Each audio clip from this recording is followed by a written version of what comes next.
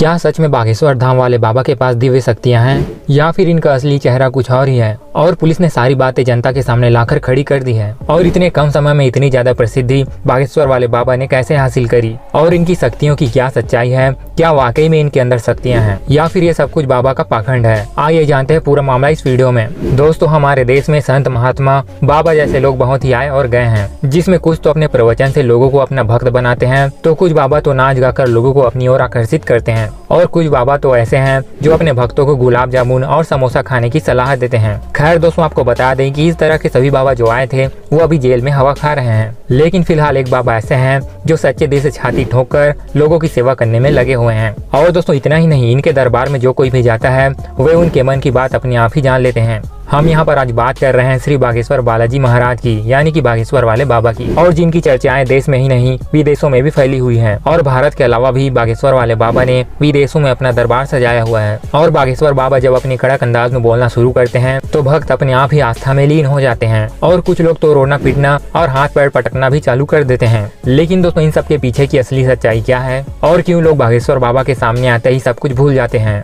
दोस्तों, सबसे पहले तो आपको बता दें कि बागेश्वर सरकार का पूरा नाम धीरेन्द्र कृष्ण शास्त्री है, और इनका जन्म बहुत ही गरीब ब्राह्मण परिवार में हुआ था। लेकिन गरीबी के आलम में अपना वक्त गुजारने के बाद आज धीरेन्द्र कृष्ण शास्त्री बड़े बड़े और अरबपतियों को भी अपने दरबार में झुकाने की क्षमता रखते हैं। और दोस्तों, कहा जाता है कि धीरेन्द्र शास्त्री हनुमान जी के परम भक्त हैं, और इन्होंने 12 साल की छोटी सी उम्र में ही बालाजी यानी कि हनुमान जी की सेवा करना शुरू कर दिया था, और इनका पूरा ध्यान भगवान की सेवा में ही लगा रहता था। और सालों तक इसी तरह से कड़ी तपस्या करने के बाद धीरेन्द्र शास्त्री को कुछ ऐसी शक्तियाँ प्राप्त हुई जिनकी मदद से सामने मौजूद व्यक्ति के बिना बताए ही उनकी परेशानियां समझ जाते हैं और एक पर्चे में भी लिख देते हैं। और दोस्तों, इतना ही नहीं, बागेश्वर बाबा यह तक भी समझ जाते हैं कि सामने वाला व्यक्ति सच बोल रहा है या नहीं, और साथ ही इनके द्वारा लिखा हुआ हर एक वर्ड 100% सत्य होता है। और जिसका सबसे बड़ा प्रमाण यह है कि इन्हें आज तक कोई भी झूठा साबित नहीं कर पाया है। दरअसल होता यह है कि बागेश्वर बाबा जिस किसी व्यक्ति की भी अर्जी स्वीकार कर लेते हैं तो उस व्यक्ति को या फिर उसके परिवार के किसी भी व्यक्ति को लगातार 2 दिन तक सपनों में बंदर दिखाई देते हैं। और ये कोई मनगढ़ंत बात नहीं है दोस्तों, आज तक जितने भी लोगों की अर्जियां लगी है